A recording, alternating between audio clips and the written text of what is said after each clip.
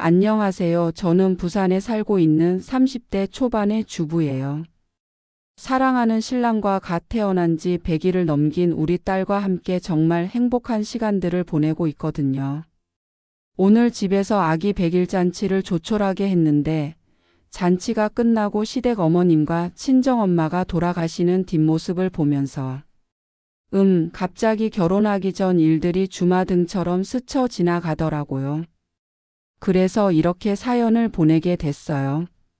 제 엄마는 부산 토박이로 태어나서 어릴 때부터 꽤 풍족한 환경에서 자라셨어요. 어려서부터 얼굴도 예쁘시고 공부도 잘하셨는데 특히나 피아노에 정말 소질이 있으셨다고 해요. 그 시절엔 피아노가 흔하지도 않고 비싸기도 했는데 그런 악기까지 배우게 해주실 만큼 집안 형편이 괜찮았거든요. 엄마는 당시 유명한 클래식 연주자들한테도 실력을 인정받으셨고 중학교 들어가기 전에 해외로 유학을 보낼 계획까지 있었다고 하더라고요. 그런데 하늘이 무심하다고 하잖아요. 갑자기 외할아버지가 하시던 사업이 하루아침에 완전히 망하게 된 거예요. 엄마가 저한테 들려주신 얘기로는 그때 전국에서 외할아버지 손을 안 거친 친구가 없을 정도로 아주 큰 사업을 하고 계셨는데 수입 제품에 문제가 하나둘씩 터져 나오면서 결국 해외 거래 업체들과의 연결이 완전히 끊어졌다고 하세요. 외할아버지는 이미 계약이 끝난 업체들한테 빚을 갚느라 가지고 계시던 집이며 차며 다 팔아야 했고 결국 부산에서 아주 멀리 떨어진 시골에 계시던 외증 조할머니 댁으로 이사를 가게 되신 거였어요. 당연히 엄마는 더 이상 피아노를 칠 수 없게 되셨고 한 학년에 10명도 채 안 되는 작은 시골 중학교를 다니게 되셨죠. 친구들은 도시에서 온 애라고 시기하면서 따돌렸고 담임 선생님은 학용품비를 늦게 내는 엄마를 매번 교무실로 불러서 혼내셨다고 해요. 그렇게 지옥 같았던 3년을 겨우겨우 견뎌내신 엄마는 집안 사정상 졸업 후 바로 일을 시작하셔야 했어요. 집에서 걸어서 1시간 정도 되는 포구에 매일 걸어 다니시면서 어부들이 잡아온 그물에 걸린 생선들을 정리하는 일을 하셨다고 해요. 처음엔 어린애가 무슨 일을 한다고 쫓겨나기도 하셨지만 엄마는 그래도 매일 그곳을 찾아가서 묵묵히 일하셨어요. 아니, 해야만 하셨던 거죠. 단단하고 거친 그물에서 물고기들을 떼어내다 보니 그물에 긁히고 물고기 비늘에 베인 상처들이 지금도 엄마 손에 흉터로 남아 있어요. 나무 한 그루 없는 포구에서 바다에 반사된 햇빛을 온종일 받다 보니 피부도 여전히 까맣게 얼룩져 있고요. 엄마는 그때 17살의 60, 70대 할머니들과 함께 잘 알지도 못하는 노래를 흥얼거리며 일하던 그 시절이 나름 재미있었다고 말씀하세요. 아마 엄마가 그런 이야기를 하실 때마다 제 표정이 너무 슬퍼 보여서 그렇게 말씀하시는 것 같지만요. 그렇게 3년 동안 또래 친구들이 책가방을 메고 학교에 갈 시간에 엄마는 포구로 향했고 친구들이 교실에 앉아서 공부를 배울 때 엄마는 고기잡이 기술을 배우고 좌판에 앉아서 장사를 배웠다고 하셔요. 그러다가 20살이 되던 해 여름에 지금의 아빠를 만나게 되신 거였어요. 부산에 살던 아빠가 엄마가 살던 동네로 낚시를 하러 한 달 정도 여행을 왔었는데 그 잘생긴 외모와 그 당시 텔레비전에서나 보던 긴 머리가 동네 여자들을 다 설레게 했다면서 지금도 엄마는 얼굴을 빨갛게 하시며 말씀하세요. 아빠는 그곳에 머무는 동안 함께 배를 타고 바다 낚시를 즐겼는데 하루는 아빠를 짝사랑하던 엄마가 몰래 배에 같이 탔다고 해요. 포구에서 3년 넘게 일한 덕분에 이제 낚시만큼은 웬만한 아저씨들보다도 잘하던 엄마가 아빠 곁에서 낚시 방법을 알려드렸대요. 다른 동네 여자들은 낚시하면서 드시라고 주먹밥을 싸주거나 물이 튀면 쓰라고 손수건을 건네주는 게 전부였는데 엄마는 낚시 기법을 가르쳐주니까 아빠한테는 꽤 신선했을 거예요. 입질이 오면 함께 낚싯대를 당겼고 올라온 게 쓰레기든 물고기든 둘이서 깔깔거리며 웃었다고 하시더라고요.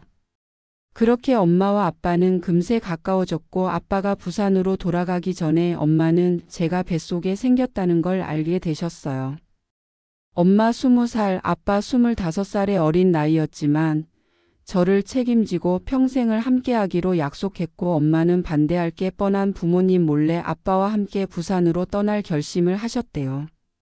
엄마가 살던 곳은 시내에서도 아주 멀리 떨어진 곳이라 큰 도시로 가는 배가 며칠에 한 번씩밖에 없었는데 그마저도 배가 들어오는 시간이나 장소가 일정하지 않았다고 해요. 그러면서 아마 그래서 더욱 애틋했을 거라고 항상 덧붙이시더라고요. 엄마와 아빠가 포구에서 만나기로 약속한 날, 엄마는 수건으로 머리를 감싼 채 한 손에는 보따리를 들고 아빠를 기다리셨어요. 하지만 약속한 시간이 지나도 아빠가 나타나지 않자 엄마는 포구에서 바닷길까지 뛰고 또 뛰셨다고 해요. 작은 신발에 억지로 끼워 넣은 발이 부르텄고 터져 나온 눈물이 볼을 적시도록 뛰셨다고 하세요. 하지만 아빠의 모습은 떠났던 배가 다시 돌아올 때까지도 보이지 않았어요. 엄마는 그날 얘기가 나오면 아직까지도 분명 이유가 있었을 거야. 그럴 사람이 아닌데. 라고 중얼거리세요. 그렇게 몇 달을 아빠 생각에 앓으시던 엄마의 배는 점점 불러왔고 엄마가 정신을 차리기도 전에 제가 태어났어요. 갓 태어나서 가슴팍에 안겨 울고 있는 저를 보고 엄마는 아빠를 찾아야겠다고 결심하셨고 겨우 몇 개월 된 저를 안고 부산으로 향하셨어요.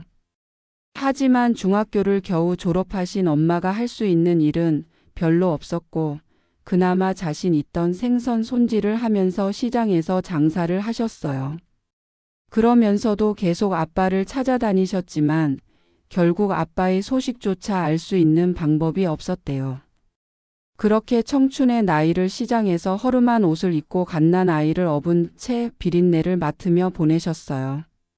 솔직히 제가 고등학교에 막 입학했을 때는 그런 엄마가 조금 부끄럽기도 했어요.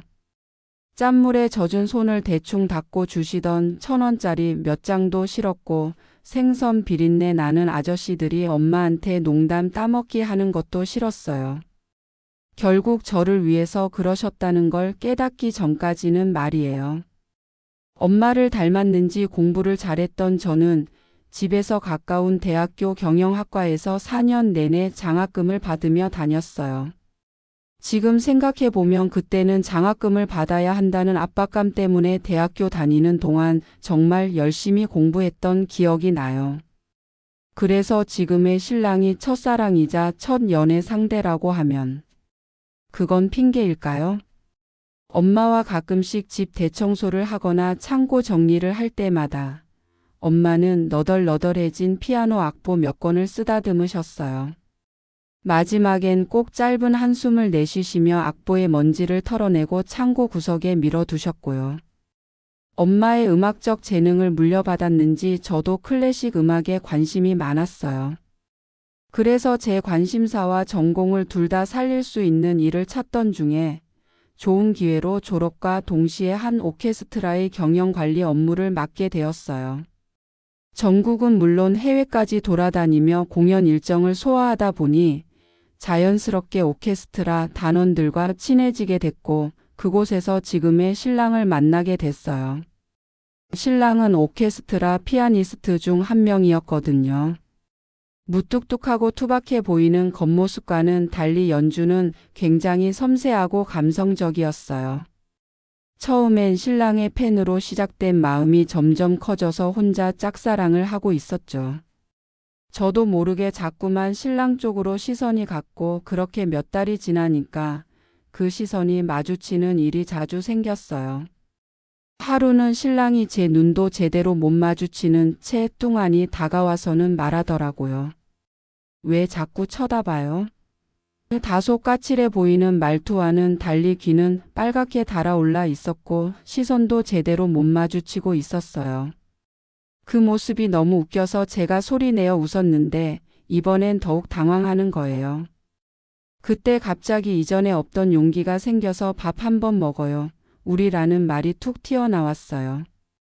신랑은 물론이고 저도 당황했지만 최대한 자연스럽게 웃어 보였고 당돌한 제 고백 덕분에 저희 만남이 시작됐어요.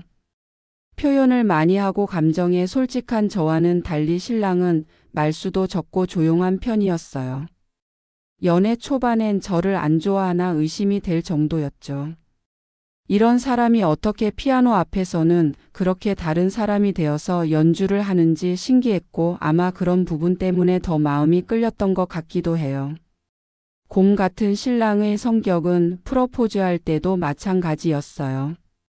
화려하고 거창한 프러포즈를 바라지는 않았지만 인생에 한 번뿐인 일이고 중요하다고 생각되는 부분이니까 내심 기대하고 있었고 신랑한테 약간의 힌트를 주기도 했거든요. 그 화려하지도 않지만 수수하지도 않고 거창하지도 않지만 소박하지도 않은 딱 최고의 프러포즈 시작은 이랬어요. 크리스마스 이브날 신랑이 몇 개월 전부터 예약을 해야 하는 레스토랑 예약에 성공했어요. 전 그 레스토랑이 프러포즈 장소로 유명하다는 걸 알고 있었고 일부러 옷차림에 신경을 쓰고 약속 장소에 나갔어요. 그런데 이벤트와는 담을 쌓고 산 신랑한테는 프러포즈가 엄청난 미션 같은 거였는지 신랑은 식사하는 1시간 동안 화장실을 5번은 들락거렸고 음식을 먹는 둥 마는 둥 했어요. 추운 겨울인데 땀까지 흘리고 있었거든요. 전 아무 티 내지 않고 차분히 그의 프러포즈를 기다렸어요. 하지만 식사를 모두 끝내고 디저트가 나와도 아무 일도 일어나지 않았고 계산을 하고 나갈 때까지도 아무것도 없었어요. 다음으로 콘서트를 보러 가기로 했던 저희는 콘서트홀로 향했고 전 답답한 속이 뒤집어질 것 같았어요. 심지어 아슬아슬하게 콘서트홀에 도착했는데 신랑이 또 화장실에 가는 바람에 일부 입장을 놓치고 말았고 전 그때부터는 답답함을 넘어서 슬슬 화가 나기 시작했어요.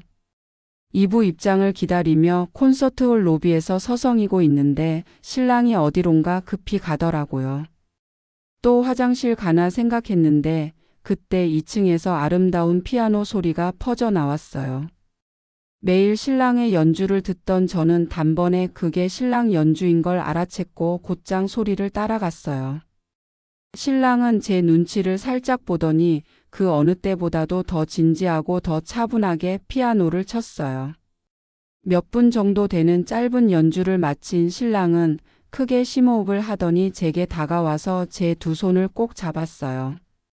나는 표현을 잘 못해서 말도 멋지게 못하고 많이 서툴러.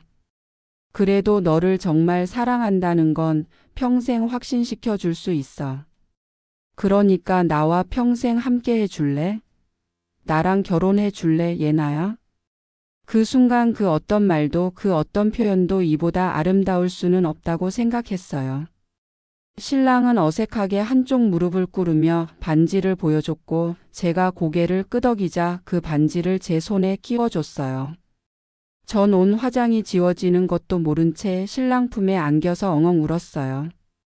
신랑은 제 머리를 쓰다듬으면서 장난스럽게 속삭인 말에 웃음이 터질 수밖에 없었거든요. 평생 내 연주 공짜입니다. 그렇게 저희는 결혼을 약속한 사이가 되었어요. 성격도 외모도 너무 다른 저희에게는 의외의 공통점이 있었어요. 바로 아버지가 없다는 점, 어머니 혼자서 키우셨다는 점이었거든요. 신랑 아버지는 신랑이 초등학생 때 돌아가셨다고 했어요. 아버지가 없다고 사내 아이가 기죽는 게 싫으셨던 시어머니는 일부러 더 강하게 신랑을 교육하셨다고 해요. 그래서인지 자신이 표현도 서툴고 부족한 것 같다던 신랑의 고백이 기특하면서도 동질감이 느껴졌어요. 한 가지 크게 다른 점이 있었다면 바로 신랑네 집안은 상당히 부유했다는 부분이었어요. 왜냐하면 시할머니는 평범한 농촌 분이셨는데 시어머니가 음악에 관심이 많으셔서 연고도 없이 무작정 부산에 있는 음대에 입학하셔서 그대로 상경하셨거든요. 시어머니는 대학교에서 시아버지를 만나셨고 학기 중에 신랑을 임신하게 되었는데 시어머니는 출산을 하고 다시 학교에 돌아가서 악착같이 버티며 졸업까지 하셨다고 들었어요. 그 이후에도 한 번도 꿈을 포기하지 않으셨고 결국 지금은 대학교 교수님까지 되셨대요. 어떤 면에서는 저희 엄마와 정말 비슷한데 또 한편으로는 정말 다르다는 생각이 잠시 머릿속에 스쳤던 것 같아요. 비슷한 듯 다른 저희는 1년 넘게 만남을 이어갔고 자연스럽게 결혼 이야기가 오가던 중에 시어머니를 뵙게 되었어요. 시어머니는 카리스마 있으면서도 우아한 분이셨어요. 고급스러운 재킷과 치마가 잘 어울리는 아주 멋진 분이셨거든요. 아주 큰 레스토랑에서 만났는데 그날은 아직까지도 잊혀지지 않아요. 제가 하는 일에 대해 몇 가지 물으시던 시어머니는 조금 더 정중하게 저희 엄마에 대해 물으셨어요. 어머니가 혼자 딸을 키우시느라 힘드셨겠어요. 정말 강한 분이시네요. 어머니가 사업을 하신다고 하셨죠. 시장에서 작은 가게 하나 하시는 게 너무 거창하게 표현되는 것 같아서 멋쩍게 웃으며 시어머니 말씀을 정정했어요. 시장에서 작은 식당 하십니다. 시어머니는 아하며 신랑을 한번 쳐다보더니 담담하게 말씀하셨어요. 횟집을 하시는군요. 생선 요리 말이죠. 네, 젊은 시절부터 바닷가에서 일하셔서 그런지 생선 손질을 정말 잘하시거든요.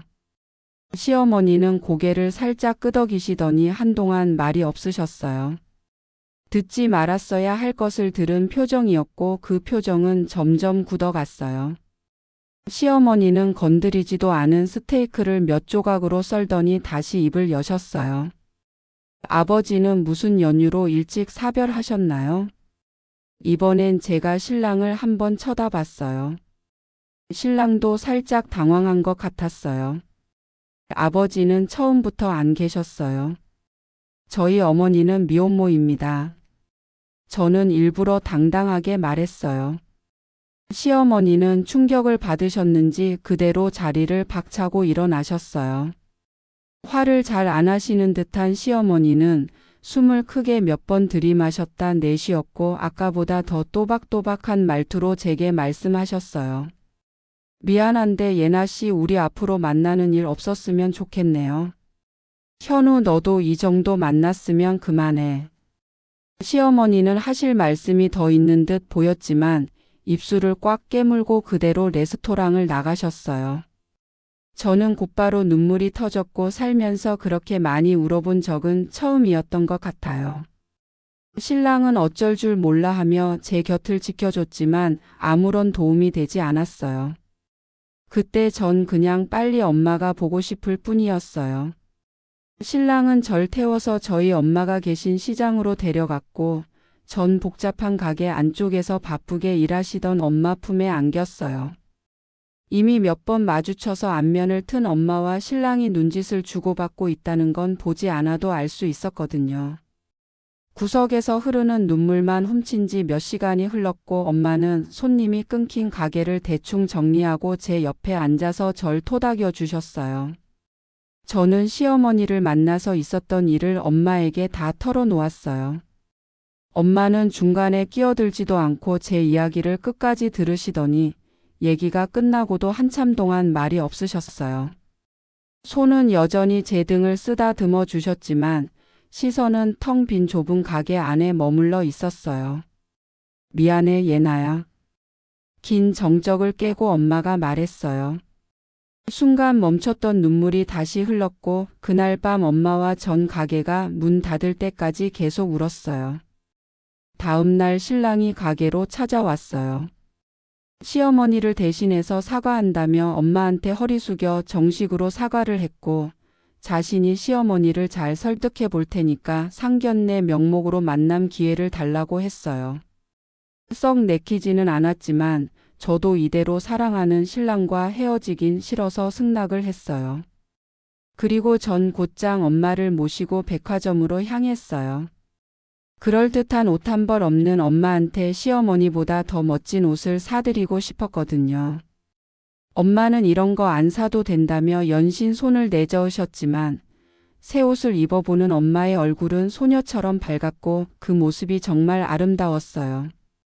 이게 뭐 어려운 거라고 딸이 되어서 한 번도 못 해드렸나 싶어 미안한 마음이 들었어요. 약간 무리를 하면서까지 엄마한테 고급 옷을 사드렸고 엄마는 가격도 모르시면서 계속 너무 비싼 거 아니냐며 걱정을 하셨어요. 저는 어머니의 이런 투정이 마냥 싫지 않았고 앞으로도 이런 일을 자주 해야겠다고 결심했어요. 그렇게 며칠이 흐른 뒤 드디어 상견례 날이 다가왔어요. 중식당 룸을 빌려서 앉았는데 보통의 상견례와 다르게 양가의 아버지가 없어서 총 인원이 4명뿐이라 그런지 상견례장의 분위기는 얼어붙을 정도로 차가웠어요. 신랑과 저는 눈치를 보며 서로의 어머니께 음식을 권하기 바빴고 빈 물잔을 괜히 채우며 어색함을 풀어보려고 노력했어요. 그리고 드디어 식사 후 처음으로 시어머니가 말을 하셨어요. 이미 아시겠지만 저는 이 결혼 내키지 않습니다. 신랑이 급하게 시어머니를 불렀지만 시어머니는 멈추지 않고 이전과 같이 또박또박한 어조로 말씀하셨어요.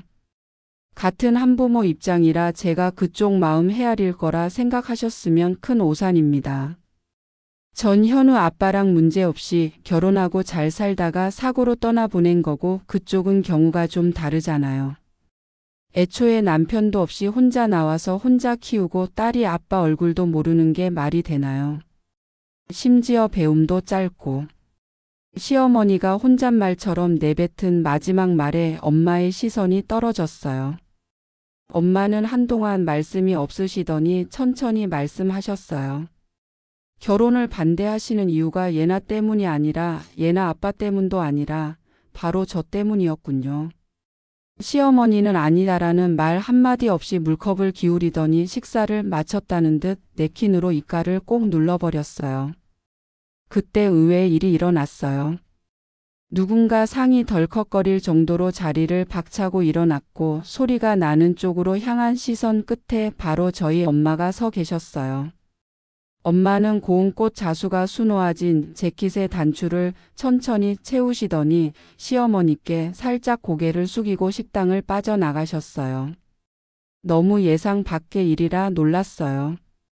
한 번도 웃음을 잃은 적 없고 누구에게든 예의 바르게 행동하던 어머니가 상견례장에서 먼저 나가는 일은 저에게 있어 상상도 할 수 없는 일이었거든요. 저는 급히 엄마를 따라 나갔어요. 아주 잠깐 상견례를 망친 것 같은 엄마가 미안하단 마음이 들었지만 엄마의 환한 얼굴을 처음 봐서 아무 말도 하지 못하고 뒤만 졸졸 쫓아갔어요. 그리고 엄마의 꽉 담은 입술과 차가운 분위기 때문에 엄마와 저는 더 이상 말 한마디 없이 하루를 마무리했어요. 다음 날 아침에 일어나서 거실에 나가보니 엄마가 저를 기다리듯이 식탁에 앉아 계셨어요. 그리고 식탁 위에는 보자기에 쌓여 있는 짐이 놓여 있었어요.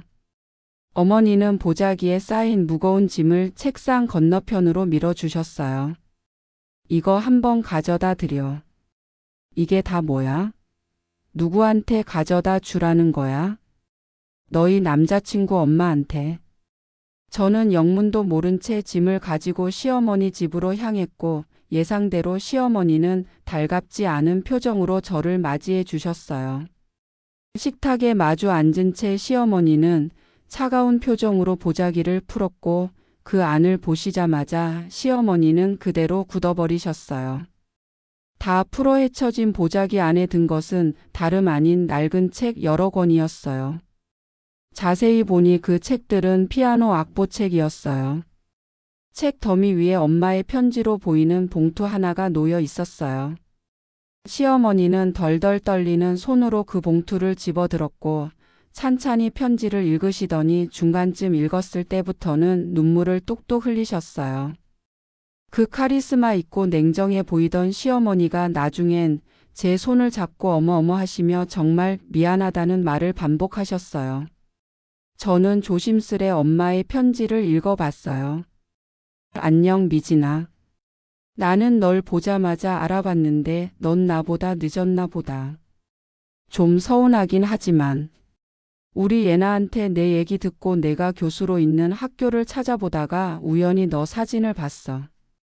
설마 내가 내 친구 미진이냐 싶어서 상견례 나갔는데 이게 무슨 일이야? 어쩜 인연이 이럴까? 나 있잖아 널 보고 너무 반가웠어. 고사리 같은 손으로 같이 피아노 치던 때 기억이 아직 선명한데 이렇게 멋진 피아노가 교수님이 되어 있다니. 내가 정말 자랑스러워. 아무것도 없던 그 시골에서 너희 부모님이 사오신 피아노가 우리한테는 최고의 놀잇감이었잖아. 내가 가지고 있던 피아노 책도 전부 너희 집에 놓고 매일 같이 갔었는데. 너한테 첫 피아노를 가르쳐 준 사람이 나인 것 기억하지? 내가 이사간 이후로 난 고등학교도 가지 못하고 이런저런 일을 해야 했어. 공장도 다니고 회사도 다니고 장사도 하고. 삶이 녹록하지는 않았지만 나 정말 열심히 살아가며 우리 예나 잘 키웠어. 미진아, 우리의 추억을 빌미로 예나를 받아달라고 하지 않을게. 다만 아빠 없이 자랐다고 엄마의 학력이 짧다고 우리 예나의 인품에 편견을 갖지 말아줘. 내 딸이지만 예나는 정말 괜찮은 아이야. 아, 내가 이사가기 전날 너희 아버지가 내 피아노 책을 돌려주셨어. 난 이제 피아노 못 치니까 이건 내가 갖는 게 맞는 것 같아. 이거 가지고 있어줘. 편지 내용으로 추측해보니 엄마와 시어머니는 중학교 동창이셨던 걸 알게 됐어요. 우연인지 필연인지 모를 만큼 충격받은 저는 엄마와 시어머니 모두의 마음이 이해가 가서 시어머니를 따라 눈물을 흘렸어요. 제가 편지를 다 읽기를 기다리시던 시어머니는 제 손에서 편지가 놓여지자 이럴 때가 아니지라고 중얼거리시며 나갈 채비를 하셨어요. 시어머니는 지금 바로 어머니한테 가자며 여전히 촉촉한 눈으로 말씀하셨어요. 시어머니는 대충 계시던 차림새에서 가디건 하나만 더 입으시고 부랴부랴 저희 엄마 가게로 나가셨어요.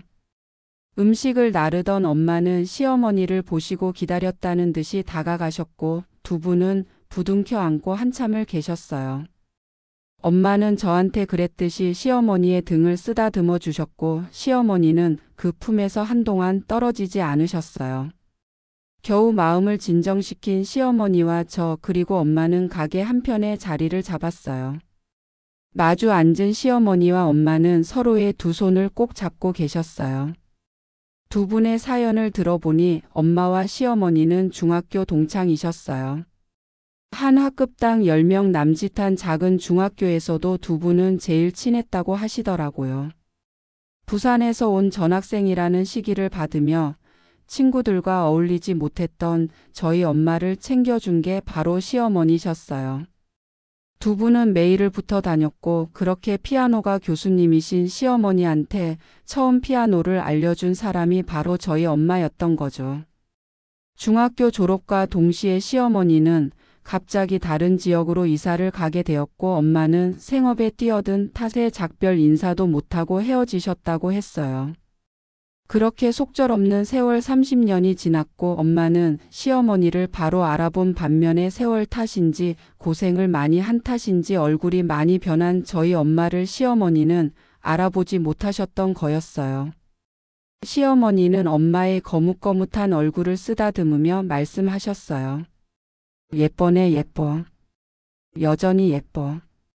엄마는 웃으시며 뭔 소리야 라고 대답하셨어요. 시어머니는 뭔가 어려운 말씀을 하시려고 하는 듯 한번 끙끙하시더니 어렵사리 입을 여셨어요. 미안해. 내가 너무 경솔했어. 너한테 그런 말한 것도 예나한테 상처 준 것도 다 내가 부족해서 그래. 미안해. 엄마는 괜찮다는 의미로 웃으며 고개를 끄덕이셨어요. 시어머니가 이번엔 제 쪽으로 몸을 돌리시더니 제 손을 꼭 잡았어요. 예나야, 내가 잘못했어. 예나 능력 내가 모를 리가 있겠니? 현우는 아빠 없이 커서 크게 안쓰러워서 내가 욕심을 부린 것 같아. 어머니 학력이 뭐가 중요하겠니? 이렇게 훌륭하신 분이고. 오히려 부족한 건 우리 현우야. 결혼해 예나야. 아니 내가 이렇게 부탁할 테니까 아직 마음이 있다면 우리 현우랑 결혼해 줄래? 사과하시는 그 모습조차도 교양 있고 품위를 지키시고 멋지시다고 속으로 생각했어요. 제 대답은 당연히 네였어요. 그제서야 시어머니는 활짝 웃으셨고 지켜보시던 엄마도 저를 따라 웃으셨어요. 시어머니는 한바탕 울고 나니까 배가 고프다며 엄마가 해주는 요리를 오랜만에 먹어보고 싶다고 했고 엄마는 곧 생선을 가득 넣고 끓인 매운탕을 해오셨어요. 분명 손님상에 나가는 냄비와 같은 크기인데 양은 2배가 넘어 보였어요. 엄마는 당신 숟가락은 들지 않으신 채 시어머니와 저의 그릇이 비지 않도록 계속 채워주셨어요. 그 가득한 냄비를 말끔히 비우신 시어머니는 그날 해가 질 때까지 엄마와 도란도란 대화를 나누셨어요. 그 두 분의 모습을 지켜보는데 세월의 풍파를 겪은 50대 여성은 어디에도 없고 풋풋한 중학생 2명의 모습만이 보였어요. 연습을 마친 신랑이 소식을 듣고 가게로 왔어요. 두 분의 사정을 들은 신랑도 저만큼이나 적지 않게 놀랐고 두 어머니를 바라보는 신랑 눈가는 어느새 붉어져 있었어요. 시어머니께서 엄마 얘기를 종종 하셨어서 이미 엄마의 존재를 알고 있던 신랑은 어떻게 이런 우연이 있냐며 정말 놀라며 눈물을 흘렸어요. 중학생 때 서로 한 권의 공책에 일기를 쓰던 이야기부터 이름도 모르는 시어머니한테 엄마가 정성스럽게 피아노를 알려드린 일까지 듣다 보니 시어머니는 저희 엄마를 많이 그리워하고 계셨던 거예요. 저는 문득 엄마가 피아노 악보를 보며 그리워했던 것이 피아노를 치던 어린 시절이 아니라 단짝 친구였던 시어머니일 수도 있겠다는 생각이 들었어요. 이후 두 분은 신랑과 저보다 더 적극적으로 결혼을 추진하셨고 이렇게 순탄할 수도 되나 싶을 정도로 수월하게 결혼식을 치를 수 있었어요. 저는 단 한 번도 아빠가 있어 본 적은 없었지만 아빠가 있다면 이런 기분일까 싶을 만큼 시어머니는 제 마음속 비어있던 한자리를 채워주셨어요. 그로부터 1년 반 정도 지난 지금 두 분은 다시 중학교 시절로 돌아간 단짝이 된 듯 거의 매일 같이 붙어 다니세요. 때로는 시어머니가 엄마 가게에 가서 일을 도와주시고 어쩔 때는 같이 백화점에 가서 쇼핑을 하세요. 제게 신랑이라는 사람과 결혼이라는 축복이 온 것처럼 엄마한테도 시어머니라는 잃어버렸던 인연이 오신 것 같아서 정말 기분 좋은 하루하루입니다. 사연이 끝나기 전에 엄마한테 하고 싶은 말이 있어요. 엄마, 내가 더 빨리 좋은 옷, 좋은 음식 사드리지 못해서 미안해요. 늦었지만 지금부터라도 효도할게요. 여자가 가장 아름다운 시기인 20대, 30대를 오직 나를 위해서 살아줘서 정말 감사하고 고생하셨어요, 엄마. 아이를 낳고 나니 그것도 딸아이의 엄마가 되어보니까 엄마 마음을 조금은 이해할 수 있을 것 같고 미안한 마음이 더 커지는 것 같아요. 엄마가 제게 해주신 것을 다 갚으려면 아직 멀었지만 더 자랑스러운 딸이자 든든한 친구가 되어줄게요. 엄마 오래오래 건강하게 계셔주세요. 제가 너무 사랑해요. 지금까지 저희 두 어머니 사연 들어주셔서 감사합니다. 모두 추워진 날씨에 건강 유의하시고 항상 좋은 일만 생기시길 기원합니다. 지금까지 사연 들어주셔서 감사합니다. 재미있으셨다면 구독과 좋아요를 눌러주세요. 감사합니다. 안녕히 계세요.